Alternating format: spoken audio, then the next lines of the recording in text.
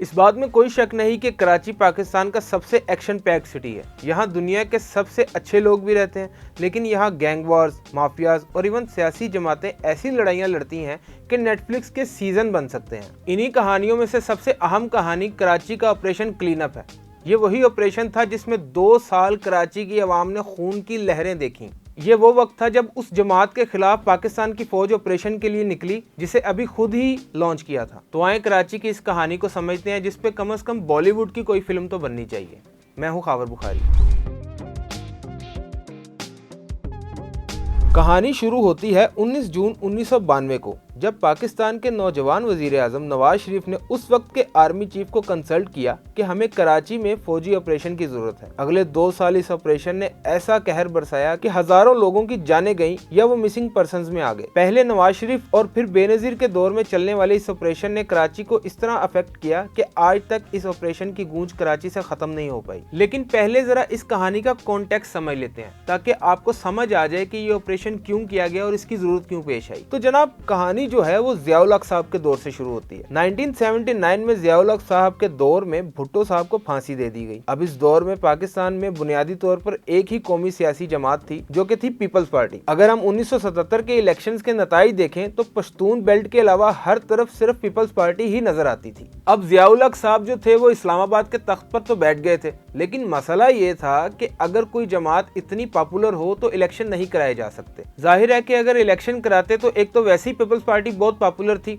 ऊपर से भुट्टो साहब की फांसी के बाद सिंपैथी का वोट भी उन्हें मिल जाना था। तो इलेक्शन में तो सीधा सीधा उन्होंने जीत जाना था। और इलेक्शन करवाना इसलिए जरूरी था क्योंकि कोई ना कोई जमहूरियत मुल्क में चाहिए होती है। अगर मुल्क में जमहूरियत ना हो तो वेस्टर्न वर्ल्ड की तरफ से काफी मसाइल का सामना करना पड़ता है। कोई ना कोई ढकोसले की जमहूरियत जरूर होनी चाहिए, वरना तो वेस्टर्न वर्ल्ड के साथ ताल्लुकात खराब ही रहते हैं। और अफसोस की बात यह है कि पाकिस्तान में असल जमहूरियत तो कभी आई ही नहीं। तो भाई बात यह है कि जियाउल हक साहब के दौर में ये मास्टर प्लान बना कि हम नई जमातें तश्कील देंगे और वो जमातें, सियासी जमातें जो हैं वो पीपल्स पार्टी को टक्कर देंगी। इस काम के लिए पंजाब में मुस्लिम लीग को दोबारा जिंदा किया गया। इस वक्त के गवर्नर जनरल पंजाब गुलाम जिलानी के दोस्त के बेटे को चूज किया गया कि वो नई मुस्लिम लीग का फेस बने। वो बंदा था नवाज शरीफ। 1980s में मुस्लिम लीग में कोई बड़ा चेहरा नहीं था। वो जनरेशन जिसने पाकिस्तान बनाया था वो आहिस्ता आहिस्ता खत्म हो रही थी। और अब ये वो वक्त था जब मुस्लिम लीग में कोई प्रोमिनेंट नाम नहीं था, लेकिन मुस्लिम लीग जमात एक बड़ा नाम तो थी। वो जमात जो कायदे आजम की जमात थी, वो जमात जिसने पाकिस्तान बनाया था। इस जमात के साथ अगर कोई यंग लीडर भी जुड़ जाता तो वो आसानी से पॉपुलर हो जाता,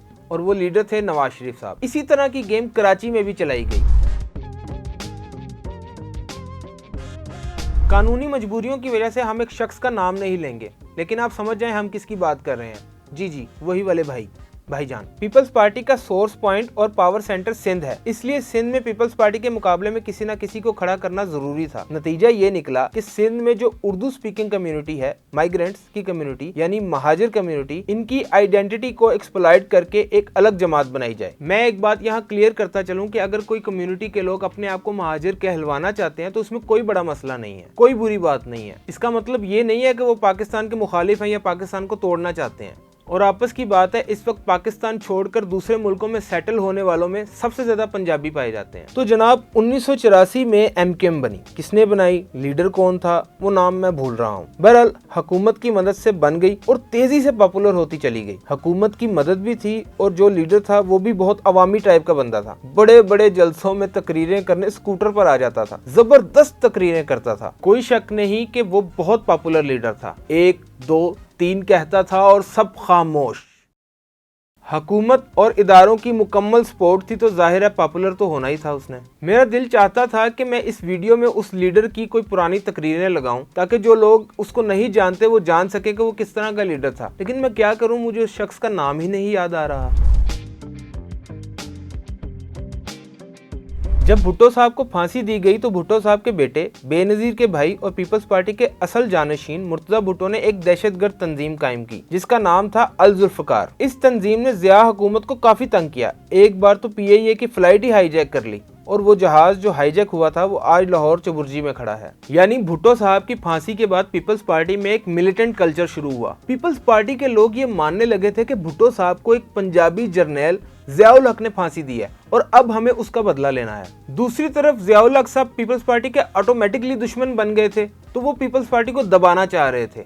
और एक कराची में एक लड़ाई सा माहौल बन गया था। ये बातें जो मैं कर रहा हूँ ये 1979 से 1985-86 की हैं। इन हालात में MQM को खड़ा किया जा रहा था और उनके हाथ में ऑटोमेटिकली गन्स आती गईं। मैं ये नहीं कह रहा कि हुकूमत ने खुद उनको असला दिया, लेकिन अगर हुकूमत रोकथाम करेगी नहीं तो किसी न किसी तरीके से तो असला MQM के हाथ में आना ही था। खैर, पहले जिया ने एक इलेक्शंस कराए, लेकिन इसमें पॉलिटिकल पार्टीज ही बैन कर दी कि भाई जो भी जीतेगा आजाद जीतेगा, फिर आजाद उम्मीदवार सारे मिलकर एक हुकूमत बनाएंगे। खैर, वो तजर्बा तो बिल्कुल नाकाम गया। थोड़ी देर बाद जिया साहब ने खुद ही वो हुकूमत तोड़ भी दी। फिर 1988 में जिया साहब का जहाज आ गिरा और इस तरह वो चैप्टर ही खत्म हो गया। लेकिन तब तक कराची में सियासत और दहशतगर्दी आपस में मिक्स हो चुके थे। 1984 में MQM बनी थी और 1988 तक पीपल्स पार्टी हत्ता के जमाते इस्लामी में भी गन कल्चर आम हो चुका था और कराची की सियासत में बंदूक इतनी ही जरूरी हो चुकी थी जितना खाने में नमक होता है। अच्छा, जब आप लोगों के हाथ में बंदूक थमा देते हैं तो वो पूरी तरह आपके कंट्रोल में बिल्कुल नहीं रहते। जब सियासी पार्टियों को पता चल रहा था कि भाई गुंडागर्दी, कानून शिकनी और 2 नंबरी करके इलेक्शन जीतने हैं, तो फिर कोई फरिश्ते तो ऐसे काम करते नहीं। जब आपको सियासत में गुंडागर्दी की जरूरत पड़ेगी तो ये दोनों चीजें आपस में मिक्स हो जाएंगी और फिर पता ही नहीं चलेगा कि कहाँ सियासी जमात खत्म होती है और कहाँ अंडरवर्ल्ड शुरू होता है। बस फिर यही मसला बढ़ता चला गया जब पार्टियों ने अपने कुछ प्रोफेशनल गुंडों को सियासत में लाना शुरू किया। कुछ गुंडों को देख के अपने वर्कर भी गुंडे बनते चले गए और उसके बाद फिर भत्ताखोरी, अगवा बराए तावान, चाइना कटिंग और इस तरह के जराइम सियासी पार्टियों के साथ एसोसिएट होने लगे। खैर, पाकिस्तान में सियासी जमातों को भी फंडिंग चाहिए होती है और जब गुंडागर्दी बढ़ती चली गई तो सियासी जमातें भी अपने वर्कर्स को कुछ भी नहीं कहती थी। वो सिर्फ यही कहती थी कि अपने पेटी भाई, मतलब कि अपनी जमात के लोगों को कुछ ना कहो, बाकी जो मर्जी करो। दूसरी तरफ कराची में पहली बार एथनिसिटी की बुनियाद पर सियासत होना शुरू हो गई थी, यानी कराची में कौमियत की बुनियाद पर यू वर्सेस देम का कॉन्सेप्ट आ गया था। हम महाजिर हैं, बाकी सब हमें नोच खाएंगे। हम पश्तून हैं, हमें जुड़कर रहना है, वरना बाकी सब हमें खा जाएंगे। अब इस तरह की सियासत का ये नतीजा निकला कि अगर आप एक एथनिक ग्रुप से हैं तो दूसरे एथनिक ग्रुप को मारना, उसके घर पर कब्जा करना, भत्ताखोरी आपको जुर्म नहीं लगता, आपको ये सब सर्वाइवल टैक्टिक लगता है। अब आप इमेजिन करें कि 1984 में ये सारा काम शुरू हुआ और 1990 की दहाई आ गई है। बात कहां से कहां तक पहुंच गई होगी। वीडियो बहुत लंबी होती चली जा रही है, इसलिए स्पीड में चलता हूँ। 1990 में हैदराबाद पुलिस ने एक ऐसी जगह पर फायर खोल दिया जहां पर ज्यादातर महाजिर कम्युनिटी रहती थी। अब कराची में लसानियत वाला मसला तो पहले ही अपने पूरे अरूज पर था। इस फायर खोलने के बाद इमेज ये गई कि सिंधियों ने उर्दू स्पीकिंग का कत्ल करना शुरू कर दिया है। अब पीपल्स पार्टी वर्सेस MQM खुल के मैदान में आ गए थे। ये बात याद रखनी चाहिए कि इस वक्त MQM का फुल फॉर्म महाजिर कौमी मूवमेंट था। मुत्तहदा का लफ्ज तो बहुत बाद में आया था। 1990 में ही बेनजीर की हुकूमत खत्म हुई थी और नवाज शरीफ पहली बार वजीर आजम बने थे। ये बात याद रखने की है कि नवाज शरीफ का कराची में कोई भी इन्फ्लुएंस नहीं था, उनकी पार्टी का, और ना ही इन्हें हुकूमत बनाने के लिए कराची की सीटों की अशद जरूरत थी। 1992 तक कराची के हालात ने नवाज शरीफ की मत मार के रख दी थी। लड़ाइयाँ, झगड़े, भत्ताखोरी, गुंडागर्दी, अगवा बराए तावान, कत्ल, हर किस्म के जराइम कराची में हो रहे थे। इस वक्त IB के चीफ थे ब्रिगेडियर इम्तियाज, जिन्हें सब इम्तियाज बिल्ला के नाम से जानते थे। नवाज शरीफ ने IB चीफ की ये ड्यूटी लगाई कि कराची को क्लीन करना है, कराची को जराइम से पाक करना है। ब्रिगेडियर इम्तियाज ने फौज और FIA की मदद से डिजाइन किया ऑपरेशन क्लीन अप। 19 जून 1992 ऑपरेशन का बाकायदा आगाज हुआ। ऑफिशियली तो ये ऑपरेशन किसी एक जमात के खिलाफ नहीं था, लेकिन MQM का हमेशा से यही स्टांस रहा है कि ये ऑपरेशन उन्हीं के खिलाफ हुआ था। वो जो भाई थे जिनका नाम मुझे याद नहीं आ रहा, वो 19 जून को यौम स्याह यानी ब्लैक डे कहते हैं। MQM आज तक ये क्लेम करती है कि इनके 18,000 लोगों को कत्ल या टॉर्चर किया गया। अक्टूबर 1992 में जब ये ऑपरेशन पूरी तरह अपने पूरे जोरों शोर के साथ चल रहा था तो वहां पे जिनापुर साजिश का स्यापा सामने आया। उस वक्त के एक आर्मी ऑफिसर ब्रिगेडियर आसिफ हारून ने बहुत से सहाफियों को बुलाया और ये बताया कि MQM के दफ्तर से नक्शे निकले हैं जिनमें पाकिस्तान को एक अलग रियासत दिखाया हुआ और उसका नाम है जिनापुर। कुछ दिन बाद ISPR ने इसकी तरदीद कर दी और कहा कि हमें नहीं पता ऐसे नक्शों का, लेकिन ये बात फैल चुकी थी कि महाजिर MQM यानी कि पाकिस्तान को तोड़ना चाहते हैं। इसी तरह मेजर कलीम केस में स्यापा चलता रहा। ये एक हाजिर सर्विस मेजर को अगवा करने का केस था। जिसमें बहुत सारी एमक्यूएम की लीडरशिप को नॉमिनेट किया गया था। इस केस में उन साहब को भी नॉमिनेट किया गया था जिनका नाम अभी मुझे याद नहीं आ रहा। बहरहाल वो इसी केस की वजह से पाकिस्तान से भागे थे। अब भाई सीधी और सच्ची बात यह है कि जिनापुर वाला केस तो था ड्रामा, और मेजर कलीम केस भी ऐसा ही कुछ था, क्योंकि ऐसे केसेस में इस तरह के वाकयात पेश आते रहते हैं। असल बात यह थी कि स्टेट का ये फैसला था कि कराची में ऑपरेशन करना है, इसलिए हो रहा था। एमक्यूएम कहती है कि ये ऑपरेशन सरासर हमारे खिलाफ था, हमें मारने के लिए था। आज भी कराची में वो घर मौजूद हैं जो अपने बिछड़े हुओं का इंतजार कर रहे हैं, लेकिन स्टेट ये कहती है कि ये ऑपरेशन दहशतगर्दी के खिलाफ था। रिसर्च के मुताबिक सच्ची बात यह है कि इस ऑपरेशन का सबसे ज्यादा नुकसान एमक्यूएम को ही हुआ था, और ये बात भी सच्ची है कि इस ऑपरेशन में सबसे ज्यादा उधम भी एमक्यूएम ने मचाया हुआ था। 1993 में बेनजीर साहिबा की हुकूमत दोबारा आ गई। अब हुआ ये था कि 1990 में जब बेनजीर की पहली हुकूमत चल रही थी तो एमक्यूएम बेनजीर के साथ थी, लेकिन जब Nawaz Sharif vote of no confidence assembly में लाए तो एमक्यूएम ने पीपल्स पार्टी को धोखा दिया और नवाज शरीफ के साथ मिल गए। पीपल्स पार्टी ने अपना पुराना हिसाब भी क्लियर करना था, और अगर कराची से एमक्यूएम को एलिमिनेट कर दिया जाता तो कराची आता सीधा सीधा पीपल्स पार्टी के पास। तो पीपल्स पार्टी ने इस ऑपरेशन को रीनेम किया और अब इस ऑपरेशन का नाम रखा गया operation blue fox. General retired Naseerullah Babar को बेनजीर ने वजीर दाखिला बनाया और इन्हें कराची पर चढ़ दौड़ाया। अब ऑपरेशन ब्लू फॉक्स में सारे ऑपरेशन में ये खबरें आती रही कि कराची से एमक्यूएम का टॉर्चर सेल पकड़ा गया है, बम धमाके और असला बरामद कर लिया गया है। लोग मरते गए, टारगेट किलिंग होती गई, पुलिस और फौज पर भी हमले होते गए, लेकिन बात कहीं पहुंच नहीं रही थी। एक ही तरह की खबरें आती जा रही थी, मीडिया पर भी एक ही तरह की खबरें आती जा रही थी, हर तरफ एक सा ही माहौल था और दिन गुजरते चले जा रहे थे। असल मसला ये था कि अगर मिलिट्री ऑपरेशन हो भी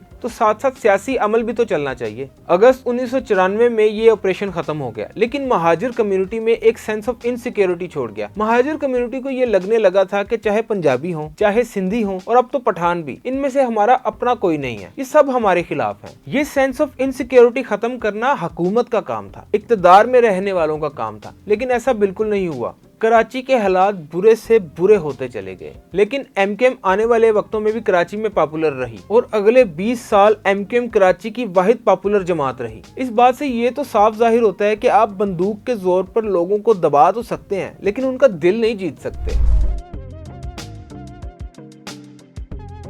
ये ऑपरेशन, जिसका पहले नाम ऑपरेशन क्लीन अप था और बाद में इसका नाम ऑपरेशन ब्लू फॉक्स रख दिया गया, कहना ये चाहिए कि ये आइडिया तो अच्छा था कि कराची से जराइम को खत्म किया जाए और कराची के हालात को बेहतर किया जाए, लेकिन मसला फिर वही है कि ऐसे काम तब ठीक बैठते हैं जब पब्लिक को रिस्पेक्ट भी मिल रही हो। ये नहीं लगना चाहिए कि पंजाब की फौज आके या सिंधी फौज आके हमें तंग कर रही है और हमें मार रही है। और ये एलिमेंट भी बहुत जरूरी है कि पॉलिटिकल विल भी होनी चाहिए। जिस शहर में ऑपरेशन हो रहा है उस शहर के लोगों को तंग नहीं करना चाहिए। उस ऑपरेशन से लोगों में ये तासुर फैलना चाहिए कि इस ऑपरेशन से हमें कुछ फायदा होगा, नुकसान नहीं होगा। अगर हम शहर से कचरा भी नहीं साफ करेंगे और ये बबांगे दोहल कहते फिरेंगे कि हम कराची के लिए बहुत काम कर रहे हैं, हमने बहुत काम किया है कराची के लिए, तो कोई कैसे यकीन करेगा। दूसरा, मेरा ये अपना नजरिया है, मेरा अपना ओपिनियन है, आप मुझसे डिसएग्री भी कर सकते हैं और एग्री भी कर सकते हैं। मेरा ये ख्याल है कि पुलिस के काम फौज को नहीं देने चाहिए। जहां सियासी मसाइल हों, फिरका वाराना मसाइल हों, एथनिक ग्रुप्स वगैरह के मसाइल हों, वो मसाइल फौज हल नहीं कर सकती, ये मसाइल पुलिस के हल करने के हैं। उसकी वजह यह है कि फौज की जो